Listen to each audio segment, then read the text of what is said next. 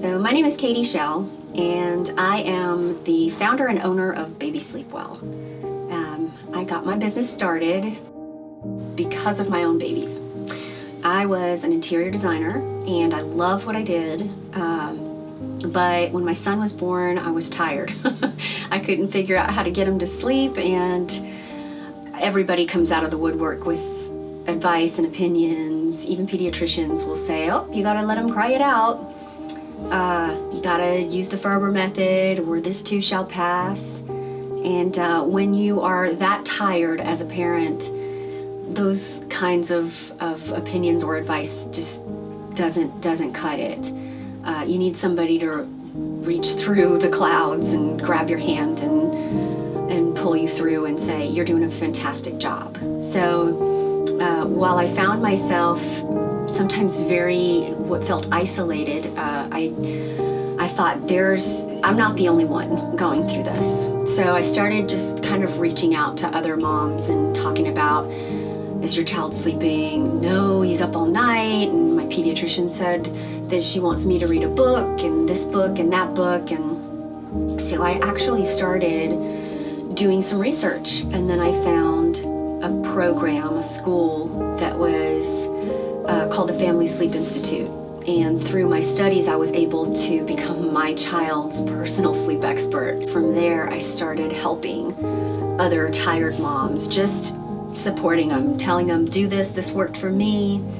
But as I graduated from the Family Sleep Institute, I realized there was so much more to this than just getting my own child and maybe some of my friends' kids to sleep.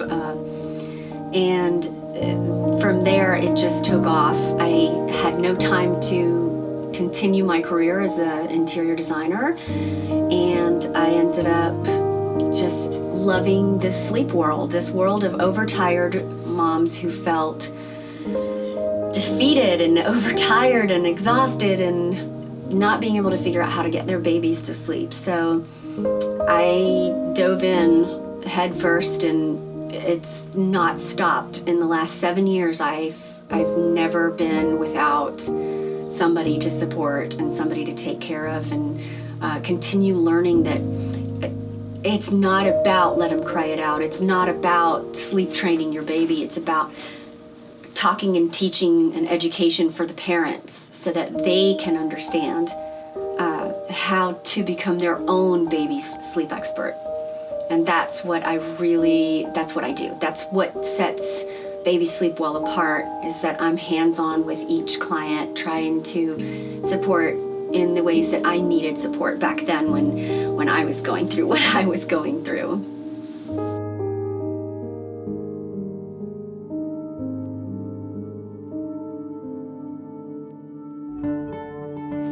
So the purpose of this video is really to break it down into sections. So you will learn how to set up a room and your baby's environment to be successful for sleep. We're also going to cover the biology of sleep versus the logical or all the myths that come behind what you should do to get your baby sleeping.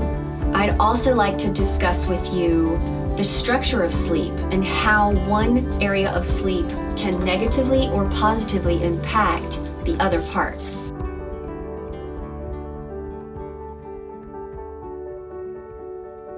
So the best thing we can do to help our babies settle to sleep or fall asleep independently is to set them up for the win. And oftentimes parents will say, let me wait until my baby is showing sleepy cues. And a sleepy cue to them means tiredness, crankiness, fussiness, and that's actually an overtired cue. A true sleepy cue is zoning out, getting quiet, kind of looking off into space a little bit. And when we follow those cues instead, we're actually going by the biology of how they sleep. So think about this. When the brain gets overtired and fatigued, when our babies get cranky and fussy, we end up seeing more of a struggle to settle to sleep on their own. Oftentimes parents will say, I bounce them, I rock them, I feed them, I nurse them to sleep. And then as soon as I place them in the crib, they wake up suddenly screaming. The reason for that occurrence is because babies who reach the state of overtiredness don't have as much of the hormone melatonin to help them settle to sleep. They actually have a suppression of melatonin, a production of cortisol, which is the wakeful hormone. And then their body gets overtired and their brain produces an adrenaline rush. While they may settle to sleep and sleep for an hour or two, if they have a rush of adrenaline or overtiredness by bedtime, they'll struggle to remain asleep.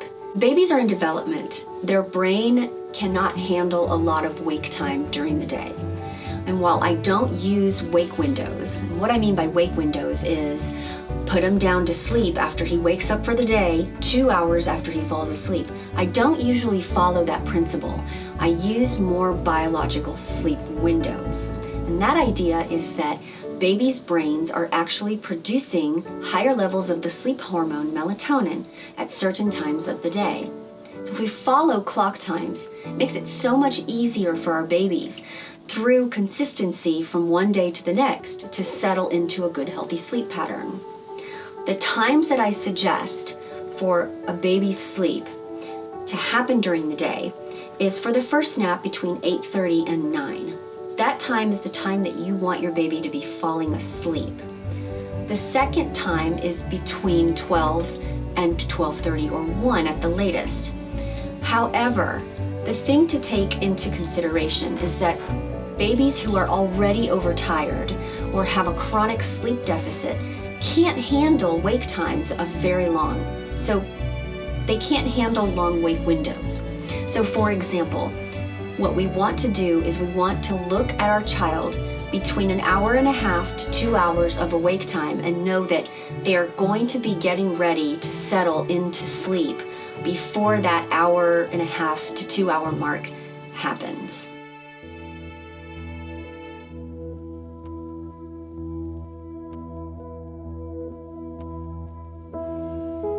Babies have a tendency to go from tired to overtired very quickly. So we don't want to keep our babies awake too much longer than 2 hours. Generally, the threshold is about 2 hours for babies anywhere under 14 months of age. The thing about it is, when our babies become overtired, they start showing cranky, fussy cues. Crankiness or fussiness is not a tired cue. Zoning out, being quiet, looking off to the side, or getting distant is more of a true sleepy cue. So don't wait until you see your baby get cranky or fussy to put him down for sleep, because chances are we've lost some of that drive for sleep. Have you ever heard anybody say, if you want your baby to sleep really well, you should keep him up late or get him really, really worn out so that he'll sleep well? It's undoubtedly a ridiculous theory. The truth of the matter is, when our brains get overtired, especially for babies, what happens is the necessary hormone, melatonin, that helps babies remain asleep will actually become suppressed. The brain then fires off cortisol, which is the wakeful hormone. And while babies become overtired even more and fatigued, what happens is their brain produces adrenaline. That adrenaline actually keeps the baby from falling asleep. So you may see them get a second wind. You may actually see your baby pick up and look more alert and not appear tired. The problem is your baby's so overtired, and once you miss that true sleepy cue, or zoning out, getting quiet for a second, and then suddenly getting cranky and fussy, that's an overtired cue. We want to catch our baby before they get that cranky, fussy overtiredness so that they can settle and sleep and do so for deep, good quality, healthy, restorative sleep. Does your baby seem to fight sleep? Does your baby tend to protest sleep or fight sleep or not fall asleep easily? Why does that happen? It's so frustrating. Well, because here's what's really happening. The baby's brain, which has become overtired, even chronically overtired, if it's not sleeping long stretches through the night or even good solid naps, the brain tends to continually have a pattern of that overtired energy. So what I mean by that is an overtired brain will constantly be producing adrenaline instead of the sleep hormone melatonin. So there's a natural brain pattern that your baby's awake more often and seems like maybe they don't need as much sleep. But the truth is, that need for sleep is still there. They still need that good, solid sleep. And it's just like calories. We still need to eat good, healthy, balanced meals to maintain a healthy body. Well, remember this. Sleep is food for the brain. It nourishes the brain. So just whenever you think maybe he doesn't want to sleep, maybe he hates sleep, maybe he's fighting sleep because he'd rather hang out and not miss anything in the world. The truth of it is that his brain is actually conflicting with his body. The brain is saying, this is your pattern, this is the way it's been. So let's keep you up just in case you could be in some potential danger. We want our babies to actually pattern oppositely. So I say, let's renovate those sleep patterns. Let's renovate the hormones so that the baby's instinct is, instead of being overtired and chronically exhausted, let's get them chronically well rested. Let's bring it to a point where when they hear a sound machine go off or they feel that you're taking them to their room, their brain automatically switches on and it doesn't get a second wind of overtired energy. It allows the baby's brain to start relaxing and wanting to sleep. If your baby's fighting sleep, what's really happening is that he's telling you, I'm exhausted, but my brain is on and I can't settle to sleep.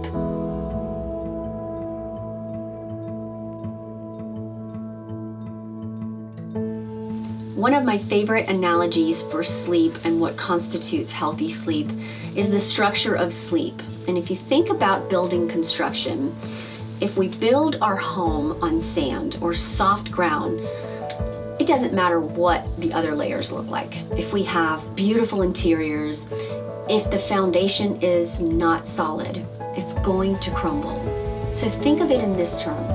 If we have a solid rock foundation, the rest of the home or the structure is going to be awesome.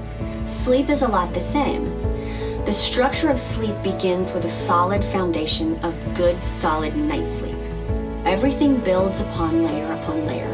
After that, for example, if night sleep is good and solid, then morning wake time generally becomes more consistent. If morning wake time is consistent, then our first nap happens around the same time every day and is consistent as well. If nap 1 is consistent, nap 2 can also be consistent. And then if nap 2 is consistent, then we can go back to a healthy, solid night sleep foundation and start the structure all over again. That brings me to my other analogy. What makes a solid foundation of night sleep? Well, for our babies, they need about 11 to 12 hours of solid night sleep. That means that they link their own sleep cycles. So you ask me, what is a sleep cycle? Have you ever seen a domino effect? It is undoubtedly one of the coolest things, right? You've got some guy who decided he wanted to put 5,000 dominoes in place, and everybody's watching because he's about to break this world record. Whatever it may be. He pushes one domino down. That domino then in turn knocks all the other dominoes in its path down. It tends to gain momentum and speed. Our night sleep is a lot like that as well.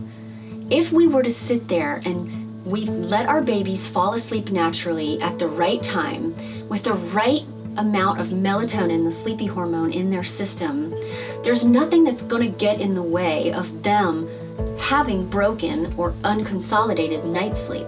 It's like that beautiful domino effect. It gains momentum and it takes them to sleep through the night perfectly, just like they need to. But could you imagine if they couldn't link their first sleep cycle to the next sleep cycle, to the third, to the fourth, and so on? If they have broken night sleep, it's almost like a broken domino effect. Imagine that guy pushes one domino down and it stops at domino 6. He looks around, gets up, pushes domino 7 down, and it stops at domino 12. And he gets back up and he has to do the same thing over and over again, the domino effect goes away. It's not a great domino effect. Well, so is sleep. If sleep is broken throughout the night, those dominoes are not gaining the momentum. We're not linking our sleep cycles. And so that's where we get into struggles with our baby's sleep. Though he may have slept an hour here, 5 hours there, 2 hours here, it's not together, it's not linked, it's not consolidated. It's not a quality sleep. It may have quantity, but not quality. And we're looking for solid, deep, constructed, healthy, consolidated night sleep.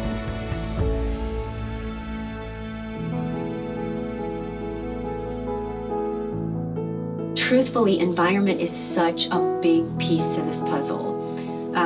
Actually, I can tell you that if the room is not set up to be conducive to sleep, your baby will continue to struggle. And that's probably about 75% of what I see with my clients.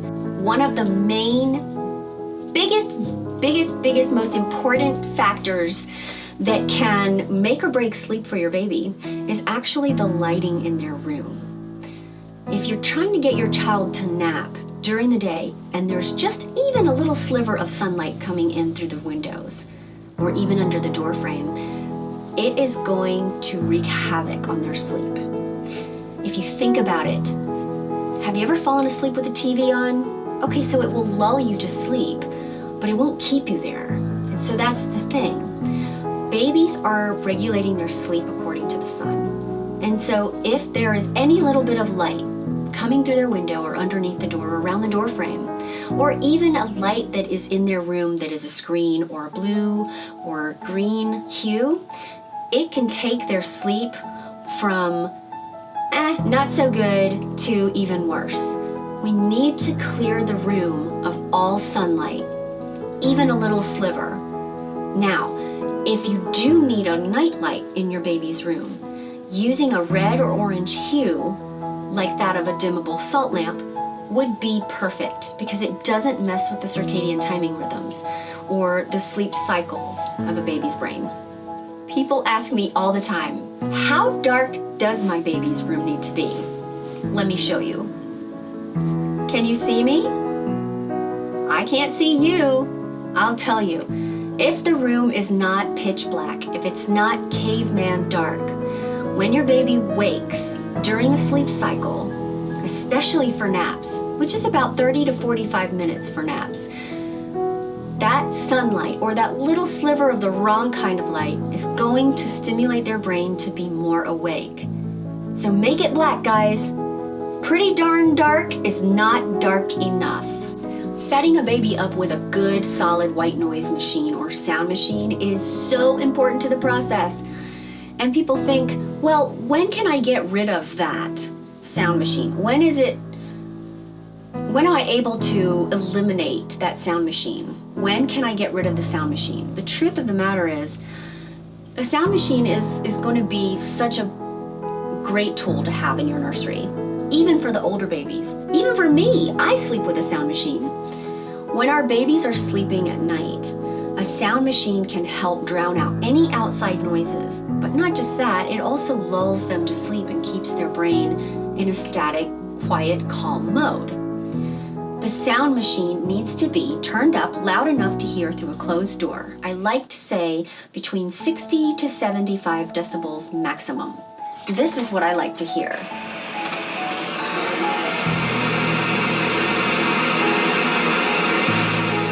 We want to make sure that the brain remains in calm and a peaceful mode. The sound machine helps to relax the mind and keep the brain in deep sleep. Most parents believe that babies are portable and they'll sleep anywhere.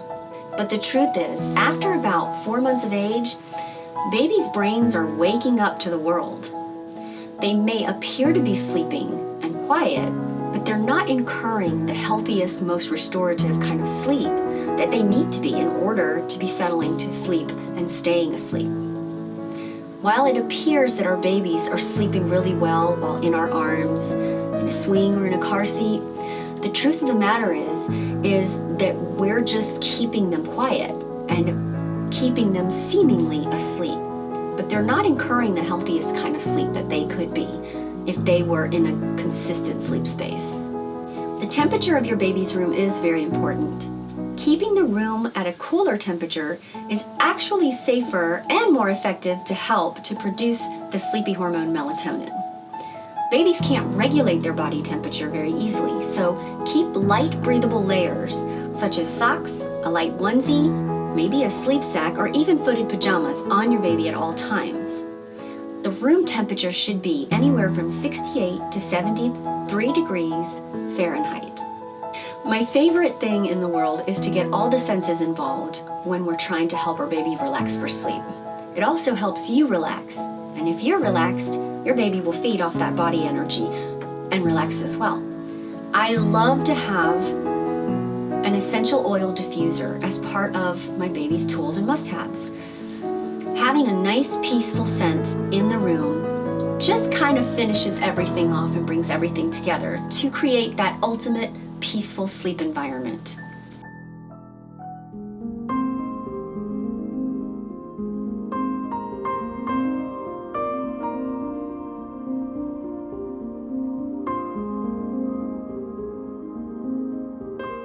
The ideal sleep schedule is it's believe it or not by the clock, because the truth of the matter is if we base sleep on how many hours the child has been awake, then that solid structure of sleep kind of goes away.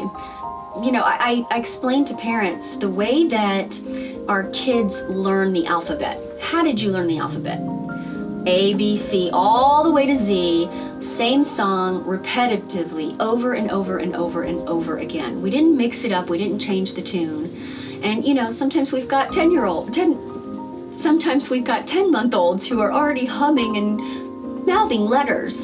We think they're geniuses, but they're learned through repetition. Well, a child's body clock is the same way. They can't look at the clock and go, oh look, it's time for me to wake up. Oh look, it's time for me to be asleep. They're relying on their internal body clock that sets itself according to the sun. And so the truth of this is that they will start to adhere to a schedule. And through science, we've learned that there are certain times of the day when a baby's brain is actually more prepped for sleep. And those, I call them biological sleep windows. So don't go by how long they've been awake or how they're not tired enough yet because they've only been awake for an hour or two. Every time we do that, we end up getting into trouble because we're basing the sleep on the sleep before it. So if you have a child that wakes up multiple times a night and is up for the day at 5 a.m. and you say, let's put him down 2 hours after he wakes up in the morning. Well, one day his first nap may be at 7. The next day his nap may be at 9 or 10. And then the day after that his nap may be, say, 6 a.m. They're not going to learn how to adhere to a schedule if we base their sleep on the sleep before. We just end up piling up overtired energy. It's better to go by the clock. If I were to tell you there's going to be huge waves on the North Shore in Hawaii and we can go surfing, but we have to be in the water by 8:30 so we can make sure that we catch that wave. Are you going to get there at 10? No. We're going to be there probably in the water at 8 so that we can get our spot and we can catch that wave. Think of sleep and melatonin, or the sleep hormone, coming in a wave. We want to catch that sleep wave right when it hits. So that first sleep wave hits between 8:30 and 9 for nap 1. And if we catch that sleep wave, we can ride that wave all the way into shore. Think about it. A nap that lasts anywhere from an hour and a half to 2 hours is a perfect nap. Your baby can do it. He just needs to have the right timing. The sleep wave that hits for nap 2 is usually around 12 to as late as 1. That means we want our baby to not be overtired by the time that he's going in for his second nap, between those hours of 12 and 1. I say if your baby is nearing 2 hours of being awake, chances are he's probably going to reach a state of overtiredness, especially if he has incurred a sleep debt or overtiredness from night after night, chronic overtiredness. Some babies will need a third nap. So, nap 3 will usually happen if our babies wake up before 3 p.m. from their second nap. The third nap is probably going to be just a small cat nap, just about 30 to 45 minutes in length, just to bridge the gap between the second nap and bedtime. That way they're not overtired by bedtime and they can start that sleep regimen, that healthy sleep foundation of night sleep, and go back to consistency of an early morning wake time, and then your structure of sleep comes into place.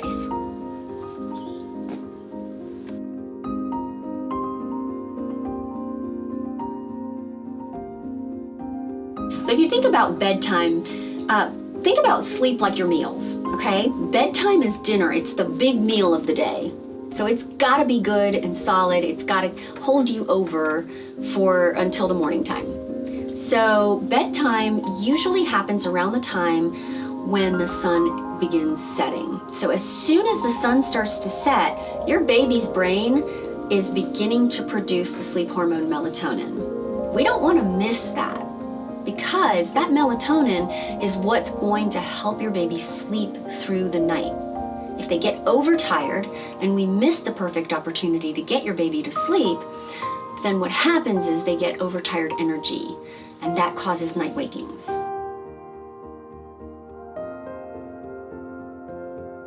The biggest culprit for night wakings is when babies aren't able to settle themselves to sleep. They can't fall asleep independently. So if we're rocking or bouncing or nursing our babies or feeding our babies to sleep, they're going to look for that as soon as they have a sleep cycle change in the night. They're going to look for that to get them back to sleep. So move your feeding to before your bedtime routine. It should be, and if you follow the rule of thumb, if you follow what I call the 3 B's of bedtime: breast or bottle, bath, and then bed. In between bath and bed, you'll want to either do a top-off feeding just to make sure that your baby's well fed. Don't let them fall asleep at this top-off feed, but keep them more alert. If you see your child starting to fall asleep, you don't have to continue the rest of the routine. Have them dressed for the night, diapered, and ready to go. Then just place them in their crib for the night, and then let them settle themselves to sleep.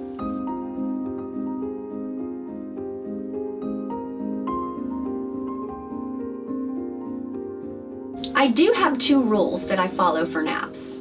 The first one is, for the first and second nap, anything that lasts under 45 minutes or an hour is generally not a restorative sleep. Think of it like meals. If I'm hungry and I grab a Snickers bar, how long is that really gonna last me? Well, a 30-minute nap, 45-minute nap is like grabbing a Snickers bar. Your brain doesn't get the kind of rest that it needs. It's basically like faking the brain into thinking it's rested. But in about 30 minutes, your baby's gonna be tired again and just get more overtired and cranky as the day goes on. The best thing to do is to help your baby settle before showing sleepy cues or sleepy signs or overtired fussy signs. Put your baby down before they become overtired, and that way they can settle to sleep and get that good solid 2-hour nap. The second rule is the one that my parents tend to not like. I call it the crib time rule. And truthfully, what that means is, in order for your baby to begin linking their sleep cycles for naps, again, a sleep cycle is 30 to 45 minutes for naps. Babies will generally rouse and they will try to transition into that next deeper state of sleep. If we go in and try to help the baby settle back to sleep, we don't actually help. It's counterproductive. We just wake them up more. Could you imagine if you were sleeping and someone came in to check and make sure you were sleeping deeply, and they patted you and said, "How's it going? Are you sleeping okay? Are you in deep sleep?" It wouldn't work to help you stay asleep, it would actually wake you up. Well, that's exactly what happens with our babies now, after the age of 4 months. We can't help them settle to sleep, they have to get there on their own. It's a lot like learning how to walk. Part of learning how to walk is falling. Getting back up, strengthening the legs. We can't stop them from falling, but we can set them up for the win. We can move furniture, we can make sure that stairwells are blocked off. Same is true for sleep. We can set them up by giving them a super dark, conducive room, putting that sound machine in there at the right sound, at the right kind of sound, and the right decibels. We can make that room cooler, and then we can give them the space that they need.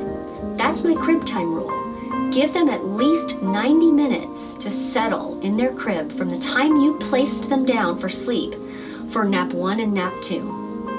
That way, they'll learn how to link their own sleep cycles, and they'll fall asleep independently and stay asleep for the duration of a good, solid, healthy, restorative nap.